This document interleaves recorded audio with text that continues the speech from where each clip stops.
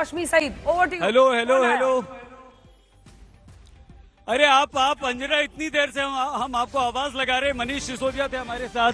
और भाई मुझे पीसीआर बताता नहीं है, आप लोग ध्यान रखिए सर। खबर बोलिए बोलिए। देखिए, बड़ी खबर आपको बता दें कि काउंटिंग सेंटर 41 काउंटिंग 3 सीटों पर बीजेपी आ गया। आपको टोक रही हूँ, इस वक्त भारतीय जनता पार्टी शुरुआती रुझानों में पोस्टल बैलेट की गिनती होने में 3 सीटों पर आगे चल रही है, +3 फिलहाल।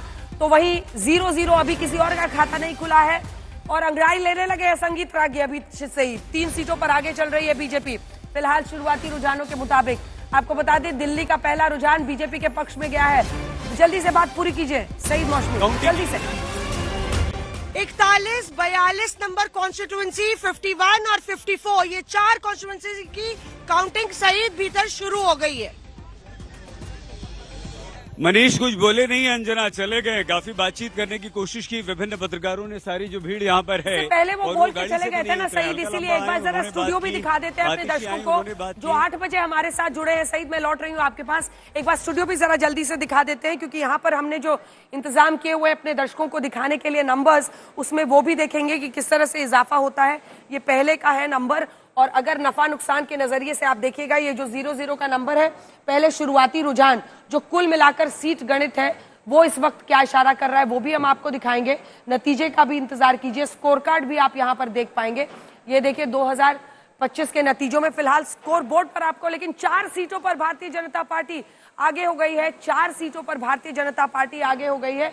और इसी के साथ एक बार आपको पहले हम दिखा देते हैं सीट का खेल। ये देखिए पहुंचते हुए, और उसके बाद से आप जब सीट गणित देखते हैं तो कौन कहां पर दिख रहा है। ये देखिए यहां पर आ गया है। 4 सीटों पर फिलहाल बीजेपी आगे चलती हुई दिख रही है। आम आदमी पार्टी भी 1 सीट पर आगे बढ़ गई है। तो कुल मिलाकर 5 सीटों का रुझान शुरुआती आ चुका है, लेकिन यहां पर बढ़त पाती हुई बीजेपी दिखाई दे रही है। और उसकी वजह भी है बैलेट बॉक्सेस है इसमें। तो वैसे ही संजय जी 2-2 लाइन का कमेंट, इसमें जल्दी माना ही जाता है कि बीजेपी ज्यादातर अगर दिल्ली में खासतौर पर देखिए तो आगे रहती है।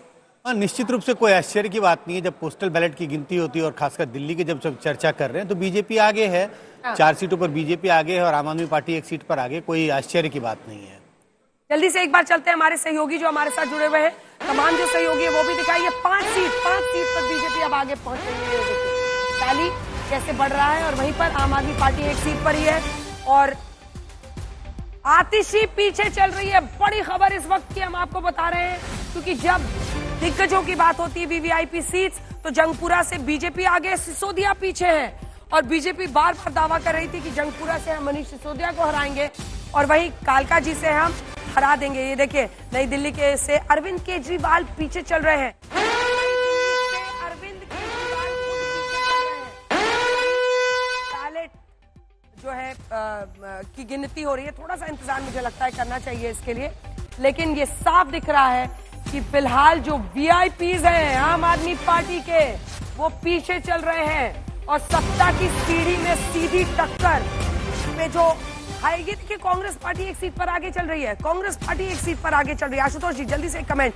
आतिशी पीछे, रमेश भिदुरी आगे, अरविंद केजरीवाल पीछे। अभी तो माइकल से कुछ ही वोट काउंट हुए होंगे, इससे कुछ भी कहना बहुत। अंजना जी ये मत पूछिए, बोले कि उनका दिल कहाँ है।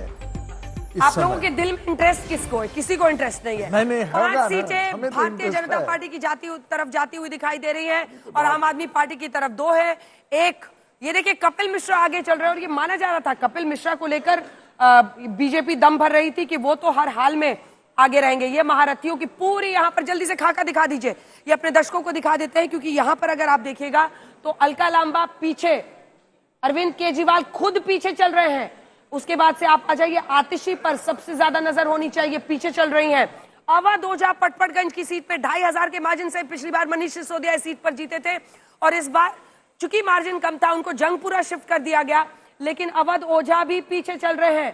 तो ये डाउनवर्ड स्लाइड उनका दिख रहा है। कपिल मिश्रा फिलहाल आपको बता दें करावल नगर की सीट से आगे चल रहे हैं।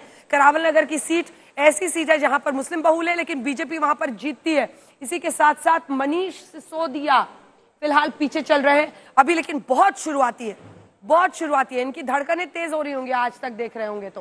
लेकिन फरहाद सूरी जंगपुरा की सीट पर कांग्रेस पार्टी के पीछे चल रहे हैं। इसी के साथ करनैल सिंह शकुर बस्ती से बीजेपी के पीछे चल रहे हैं, और जो पीछे चलने वाले हैं उनमें ओखला में देखिए अभी समझ में नहीं आ रहा है, अमानतुल्लाह खान का भी नतीजा अभी ओखला का नहीं आया है, लेकिन मनीष सिसोदिया, आतिशी, अरविंद केजरीवाल सबका पीछे चलना ग्रेटर कैलाश से, लेकिन सौरभ भारद्वाज आगे हैं और ये माना जा रहा है कि ग्रेटर कैलाश में सौरभ भारद्वाज की परफॉर्मेंस अच्छी रहेगी। जो रिपोर्टर्स ऑन ग्राउंड पे, जो ग्राउंड जीरो की रिपोर्ट है उसमें साफ इशारा है कि सौरभ भारद्वाज अपनी सीट को बरकरार रख सकते हैं। लेकिन क्या जो शुरुआती रुझान है वही नतीजों में तब्दील होंगे? 5 सीटों पर बीजेपी आगे है।